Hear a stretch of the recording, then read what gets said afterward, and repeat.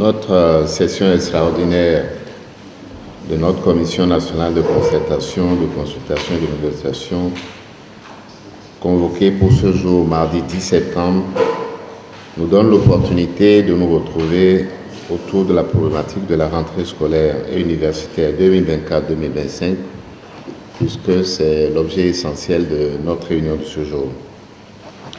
Je veux donc avant tout vous souhaiter la bienvenue à la présente session.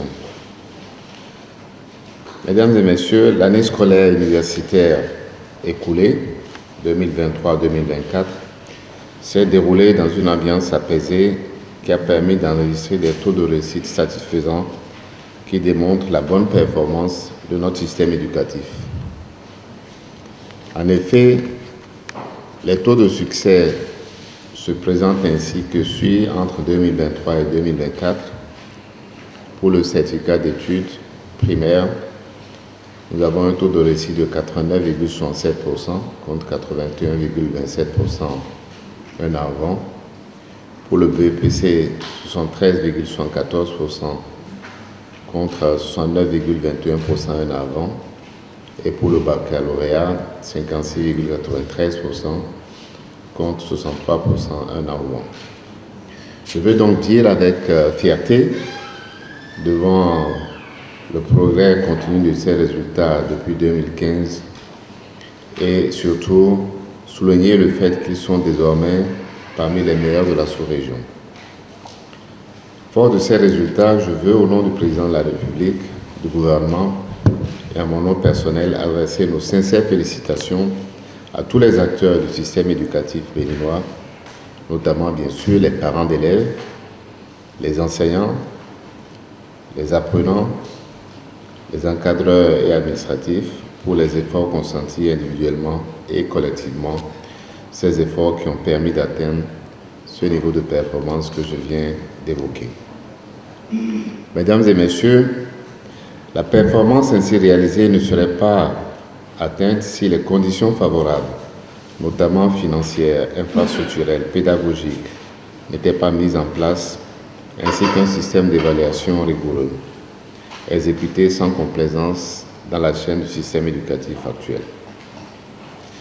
Aussi, ne saurait-on occulter les vertus du dialogue social qui ont permis de mutualiser les efforts qui nous permettent d'assurer une gouvernance concertée dans ce secteur éducatif.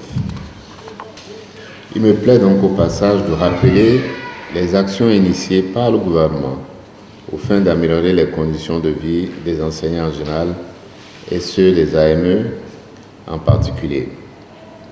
Il s'agit pour les AME de l'extension à 12 mois de la prise en charge de leur rémunération à compter de l'année scolaire 2023-2024, l'octroi à ceux-ci d'une assurance maladie ainsi que d'une prime d'engagement pour service d'intérêt national d'un montant de 20 000 francs par mois et par AME, la gratuité des frais de scolarité pour leurs enfants et le bénéfice d'un congé de maternité pour les AME de sexe féminin.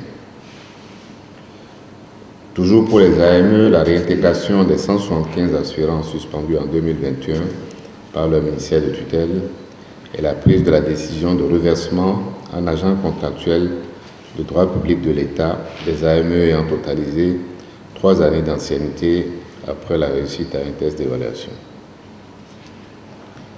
Toujours pour les AME, l'évaluation diagnostique en vue des AME de l'enseignement technique et de la formation professionnelle pour le reversement des lauréats en fonctionnaires de l'État. Et pour les autres enseignants, le reversement en fonctionnaires de l'État des ACDPE, lauréats de l'évaluation diagnostique de 2019, réalisée en 2024. Mesdames et messieurs, notre session extraordinaire d'aujourd'hui aura examiné les 2 points inscrits à l'ordre du jour suivants. Premièrement, diligence effectuée dans le cadre de la préparation de la rentrée scolaire et universitaire 2024-2025 et deuxièmement, questions diverses. Avant l'examen proprement dit de ces points, il convient de relever que le gouvernement s'emploie à accroître l'accès pour tous à une éducation et à une formation adéquate, et à améliorer la gouvernance du secteur. Et à ce propos, je réaffirme ici l'engagement du gouvernement à poursuivre les actions entreprises dans ce secteur au fin de l'atteinte des objectifs du développement durable au moyen d'un travail décent. Pour ce faire, le développement des infrastructures éducatives, le recrutement, la formation et la mise à disposition des personnels enseignants suffisants, compétents, le renforcement, l'encadrement, le suivi, l'évaluation, la promotion de l'éducation des filles, la lutte contre la violence et le harcèlement sexuel demeurent des actions clés que le gouvernement entend poursuivre avec efficacité. Par ailleurs, et comme vous le savez, le dialogue social demeure un atout pour garantir la paix et la stabilité des relations professionnelles. Le progrès social et économique d'un pays en dépend, et le nôtre bien sûr. En cela, je veux vous remercier tous qui êtes nos partenaires sociaux pour votre contribution multiforme et de qualité. À cet égard, les travaux liés à la préparation d'une bonne rentrée scolaire universitaire ne sont pas une exception. C'est donc sur ces mots que, tout en nous souhaitant de fructueux échanges, je déclare solennellement ouvert, ce jour mardi 10 septembre 2024, les travaux de la session extraordinaire de la Commission nationale de concertation, de consultation et de négociation collective. Vive l'école au service du développement, je vous remercie. Vous prenez par exemple l'université, où l'université d'Abomey-Calavi seule a besoin d'au moins 3200 professeurs. Actuellement, on n'a pas 800. Alors, prenez les autres universités. Ce qui nous avait été dit, c'était encore le truc d'aspirants, qu'on a ouvert une plateforme jusque-là. Jusqu'aujourd'hui, on n'a pas appris qu'on a recruté des enseignants à l'université. Et on a donné les résultats au bac. Tous ces étudiants vont à l'université. Lorsqu'on en arrive au secondaire ou au primaire, où l'épineux problème des AME, dont on nous parle d'amélioration des conditions, il a rappelé ça ici. Et ces conditions-là qu'il a rappelées, il a parlé encore du reversement qui était promis depuis 2022. J'ai suivi la dernière fois les gens du CAP, la commission administrative paritaire au niveau du primaire, où les gens disaient qu'on est en train d'évaluer le coût du reversement des gens et que c'est après avoir évalué le coût qu'on va voir est-ce qu'il faut reverser tout cela ensemble qui ont déjà fait un temps ou s'il faut reverser promotion par promotion. Or, depuis 2022, la promesse était faite. Ce qu'on nous annonce ici, les questions de les primes, comment on appelle, les enfants des AME qui seront pris en compte pour les frais de scolarité. C'était annoncé depuis le 18 avril. C'était connu. 12 mois sur 12 salaires et tout ça. Mais c'est quand le reversement? Parce que n'oubliez pas que ces gens-là, ils sont soucieux de cette situation au point où ils meurent tous les jours. Plus de 200 AME sont décédés de 2019 à maintenant. Plus de 200 sont décédés. Et on continue de dire, on calcule. Alors c'est pour dire que, sans compter les problèmes généraux, les autres problèmes spécifiques qu'on va aborder tout à l'heure lors des débats, pour terminer, le président a parlé du dialogue social, des discussions et autres. Je voulais rappeler que l'ambiance qui prévaut entre nous, entre le gouvernement et les travailleurs, n'est pas une ambiance de dialogue. Rappelez-vous l'affaire du 1er mai, où des gens se sont retrouvés en prison. Des gens même ont été kidnappés, emportés, enfermés. On a protesté. La dernière fois, je suis revenu là-dessus. Et j'apprends maintenant que le kidnapping est devenu une procédure judiciaire chez nous, où on peut kidnapper quelqu'un et aller le confier à la justice et la justice va le juger.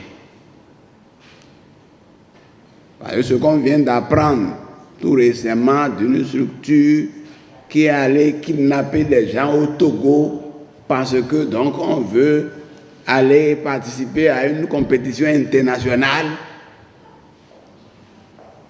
C'est très grave. Et ça, c'est parce qu'on cherche, on était en train de rechercher un certain Oumvi qu'on serait en train de rechercher et on a kidnappé à Moussou. Et maintenant, là, ça veut dire que le Oumvi en question, lui, c'est parce qu'il dénonce des choses. Et pourquoi les gens dénoncent les choses dehors? Les gens dénoncent dehors parce qu'ils ont peur de parler dans le pays. Il n'y a pas de liberté d'expression. Moi qui parle là, je ne sais pas quand est-ce qu'on va me kidnapper. Et on va me kidnapper.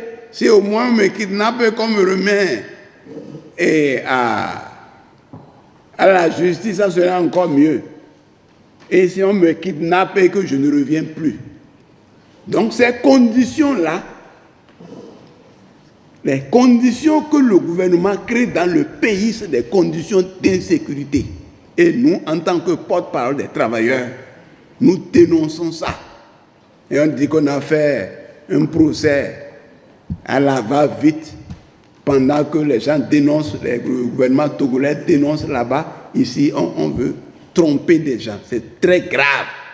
Si on se retrouve ici et qu'on dit qu'il y a une bonne ambiance entre nous alors qu'on kidnappe les travailleurs, on ne sait pas si je sors d'ici, on va me kidnapper. Le gouvernement fait l'escalade et nous devons dénoncer cela en attendant de revenir sur les questions liées aux préparatifs de la rentrée scolaire. Merci. Qui ont perturbé les activités pédagogiques.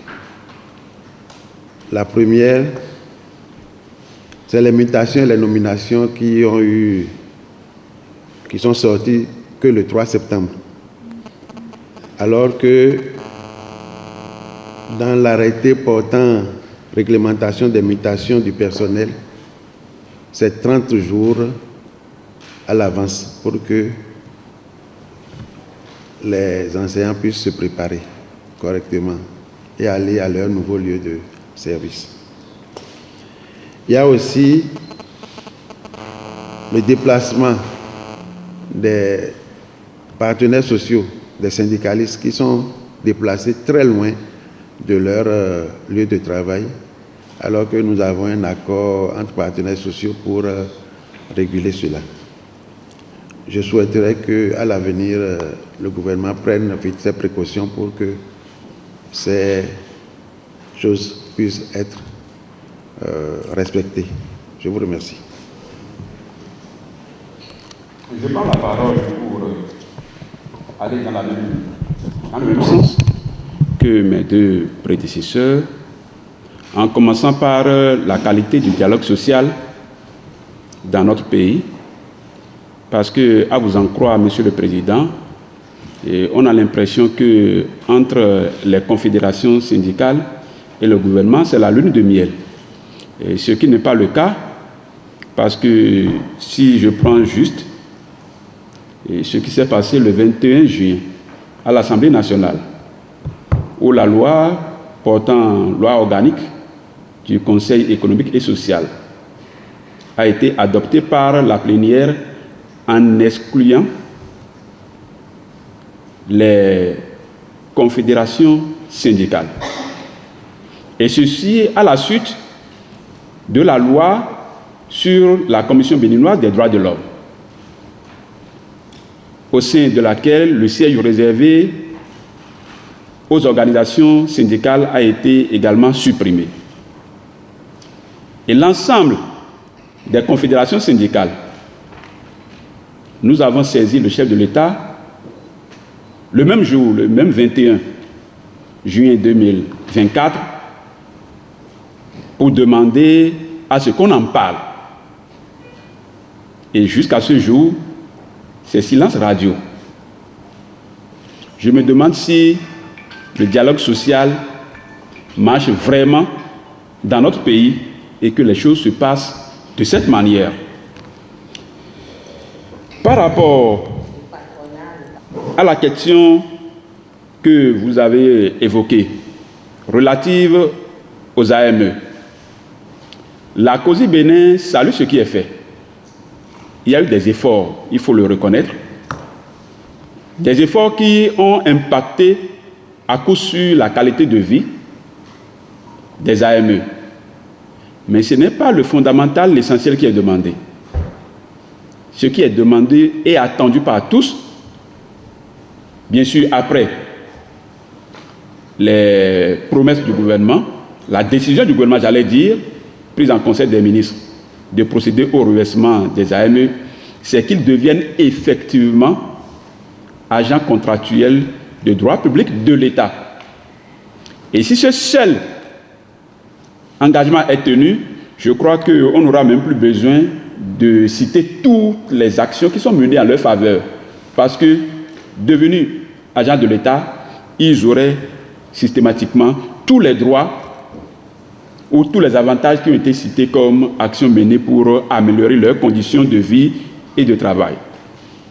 Donc, nous souhaitons que le gouvernement puisse aller un peu plus vite parce que déjà pratiquement 2 ans que la décision est prise par le Conseil des ministres et jusqu'à ce jour, on attend encore. Et on va attendre encore jusqu'à quand? Et revenant aux questions de mutation du mouvement du personnel, il n'y a pas que des responsables syndicaux mutés, comme l'a dit la CSA. Mais il y a des gens malades qui ont été mutés pour raison de maladie. Il y a 2 ans ou 3 ans, qui continuent de suivre des soins, mais qui ont été mutés à nouveau dans des milieux où ils ne peuvent pas se prendre en charge. Il y a des gens mariés qui ont bénéficié de mutations pour rapprochement de conjoints. Il y a peut-être 2 ans ou 3 ans, ils viennent encore d'être dégagés dans des régions lointaines de là où leurs conjoints se trouvent en service. Nous pensons qu'en dehors du retard qu'a accusé ces titres de mutation et de nomination, il y a aussi ces irrégularités qui méritent que quelque chose soit fait pour corriger. Sinon, les gens, on a enregistré des enseignants qui sont morts parce que des gens sous dialyse ont été mutés loin. Et nous avons crié tout le temps pour demander qu'on les rapproche. On ne l'a pas fait. Ou on l'a fait tardivement, où les intéressés n'ont eu que quelques jours pour rendre l'âme. Ça ne nous rend pas service. Et nous pensons qu'il est quand même urgent que quelque chose soit fait pour que ces types de mutations qui ont paru puissent être toilettés pour le bonheur de l'ensemble du pays. Je vous remercie. Je voudrais tout simplement demander que nous puissions résoudre les problèmes ou parler des problèmes pour lesquels nous sommes venus ici. Parce que je voudrais demander à nos amis syndicalistes qu'ils sont dans une grande représentation des travailleurs. Si on perd le temps sur des problèmes politiques, les personnes qui représentent ne pourront pas trouver satisfaction à leur doléance. Donc, nous sommes venus pour les problèmes de la rentrée. Okay. Nous sommes venus pour les problèmes de la rentrée. Nous sommes venus pour les problèmes de la rentrée. Il existe effectivement des problèmes. On ne peut pas le nier. s'il n'y avait pas de problème, on ne serait pas ici. Mais faites en sorte qu'on ne perde pas du temps sur les problèmes politiques ou les problèmes qui ne sont pas concernés par vos mandants. Donc je voudrais demander également au gouvernement que si d'aventure on perdait trop de temps donc sur ça, il faudrait que vous puissiez faire diminuer peut-être le temps de parole donc, du syndicat qui continuera donc à nous divertir pour que nous puissions absolument parler des travailleurs, des problèmes que les gens attendent. Quand les gens entendent que nous sommes ici, ils se disent « ils vont essayer de résoudre nos problèmes ». Vous avez parlé des AME, c'est vrai, ce problème existe et puis nous sommes en train de les régler progressivement. Il ne faudrait pas qu'on oublie ces problèmes. Ceux-là souffrent. Et donc, on ne peut pas se permettre de rappeler d'autres problèmes qui n'ont pas vraiment cours. Je souhaite que nous parlons que des problèmes qui concernent l'école de la République. Je vous remercie. Bien, merci beaucoup. Nous venons de finir les travaux de la Commission nationale et je peux vous assurer qu'au niveau des ministères chargés de l'éducation, tout a été fait pour que la rentrée se passe de manière harmonieuse. Les syndicats ont eu à opiner là-dessus et je crois qu'il faut retenir effectivement que, aussi bien au niveau des conditions matérielles, les subventions par exemple qui doivent être, dont les établissements scolaires bénéficient, au niveau des recrutements dont vous venez de parler et au niveau des conditions matérielles dans lesquelles les enseignants exercent leur métier, tout a été fait conformément aux dispositions réglementaires pour que justement ce personnel soit dans les meilleures conditions pour délivrer ses prestations. Et pour que les résultats que notre école commence par enregistrer à tous les niveaux se consolident. Il ne vous a pas échappé que l'année dernière, donc à la fin de l'année scolaire 2023-2024, nous avons eu des résultats excellents au niveau du primaire comme au niveau du secondaire, au niveau même du baccalauréat. Les résultats ne sont pas mauvais, ils ont été relativement stables par rapport à l'année scolaire précédente. Et donc tout ça c'est bien parce que des mesures sont prises d'année en année pour améliorer les conditions dans lesquelles les scolaires, les étudiants, les apprenants, les enseignants et même les administratifs de ces établissements secondaires vivent des conditions meilleures d'année en année. Mais ils sont dans leur rôle de réclamer que les choses s'améliorent d'année en année. Et je n'ai pas discuté à cela. Mais en même temps, je constate que le gouvernement va parfois et même souvent au-delà même des revendications des syndicats en faveur des travailleurs. Je prends par exemple tout ce qui a été fait en faveur des AME. Et tout simplement extraordinaire par rapport à ce qui était demandé par les syndicats. Nous avons rappelé ces mesures-là tout à l'heure, notamment dans le discours que j'ai fait à l'ouverture de la session. Il ne vous a pas échappé qu'en fin d'année 2022, il y a eu une grande augmentation des salaires qui allait au-delà même de ce que les centrales syndicales demandaient, y compris donc, le réalignement du SMIC, du salaire minimum, dont bénéficient un certain nombre de nos compatriotes, notamment dans les entreprises. Merci. Bon, nous pouvons retenir de la séance que nous venons d'avoir avec les différents ministres, surtout chargés de l'éducation. Bon, on peut retenir globalement qu'ils ont pu faire les préparatifs. Pour ce qui est urgent pour la rentrée, ils ont pu gérer un certain nombre. Mais il y a d'autres sur lesquels, bon, nous ne sommes pas totalement satisfaits. Il est vrai que ce qu'ils ont fait permet quand même que l'école puisse démarrer le lundi prochain.